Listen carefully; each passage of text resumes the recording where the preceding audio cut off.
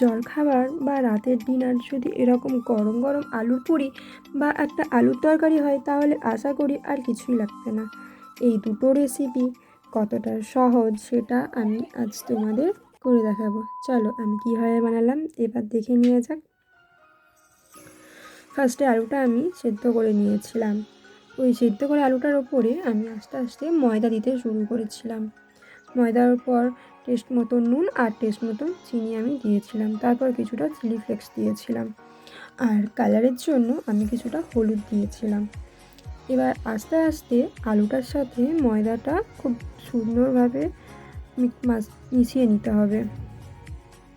দেখো আমি কিভাবে আলুটার সাথে ময়দাটা মিশিয়ে নিচ্ছি। এইভাবে খুব সুন্দরভাবে মিশিয়ে নেবে। তারপর পরিমাণ মতন আস্তে আস্তে অল্প করে জল দিতে থাকবে। জল দেওয়া হয়ে গেলে কিছুটা ধনেপাতা এর সাথে অ্যাড করে দেবে। দেখো আমার ডোটা বানানো হয়ে গেছে। তারপর সাদা তেল দিয়ে কিছুক্ষণ এই ডোটাকে প্রায় 40 মিনিটের মতন ডোটাকে ঢাকা দিয়ে রেখে দেবে।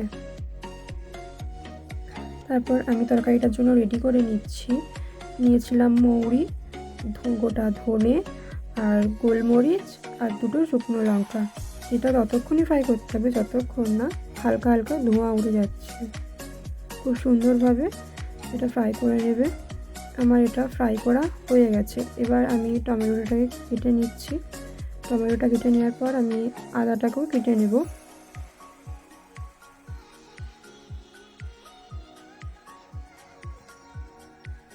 তারপর ঝাল অনুযায়ী আমি কাঁচা লঙ্কা দিয়েছিলাম। এবার মিক্সিতে আমি টমেটো, আদা আর কাঁচা লঙ্কাটাকে ব্লেন্ড করে নেব।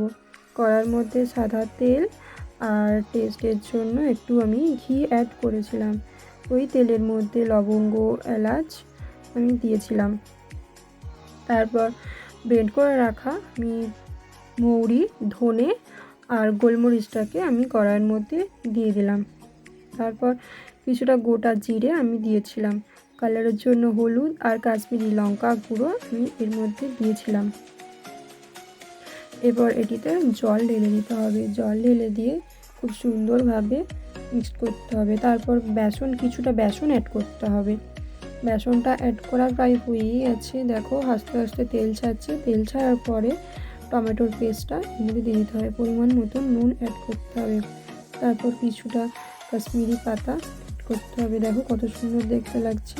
টেস্ট মতন চিনি দিয়ে দিতে হবে। প্রায় তেল ছাড়া হয়ে গেছে। এবার আস্তে আস্তে এটিতে জল অ্যাড করতে হবে। যখন এইভাবে ফুটতে শুরু করবে তখন সেদ্ধ করা আলুটাকে আস্তে আস্তে এর মধ্যে দিতে হবে। সেদ্ধ করা আলুটা আমার দেওয়া হয়ে গেছে। এবার কিছুক্ষণ এটা ফুটে গেলে তারপর ধনে পাতাগুলো নামানোর আগে দিয়ে দিতে হবে। প্রায় রেডি আমার আলুর তরকারি। দেখো কত সুন্দর দেখতে লাগছে, খেতেও খুব সুন্দর হবে। তারপর ওই ময়দার ডোটাকে খুলে নিয়ে আস্তে আস্তে লেচি কেটে বেলে নিতে হবে আলুর পুরিগুলো বেলা হয়ে গেছে।